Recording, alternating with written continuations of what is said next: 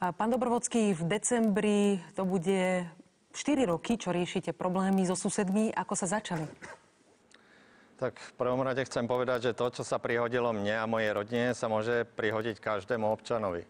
4 roky upozorňujem na porušovanie zákonov. Sú porušované moje základné ľudské práva.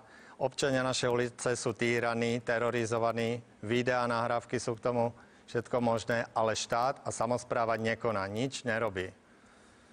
Čiže nič sa nedieje v tejto oblasti. Naopak poradili mi v úvodzovkách, že mám sa odsťahovať do zahraničia, kde som žil 10 rokov, alebo opustiť môj dom. Čo už sa stalo, bohužiaľ som bol nútený. Koho všetkého ste požiadali o pomoc, keď hovoríte, že štát nekoná, možno mesto nekoná, ako by ste si predstavovali? Čo ste vlastne čakali a čoho sa vám dostalo zatiaľ? Doma mám stovky dokumentov, papierov, žiadostí od najmenšieho, najposlednejšieho úradníka z Mestského úradu, zo samosprávy, cez úrady verejného zdravotníctva, hygienikov, až po ministerstva a vládu Slovenskej republiky.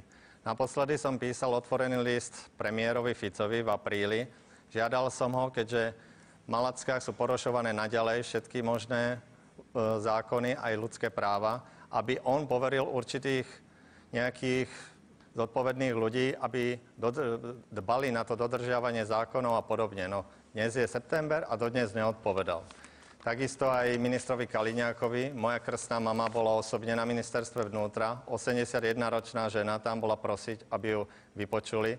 Vypočul ju pán Alberti, ktorý jej slúbil, že zjedná nápravu. No neurobil to, oklamal ju a 3 dní na to poslal tieto sťažnosti na policajné prezídium, kde mali do mesiaca odpovedať.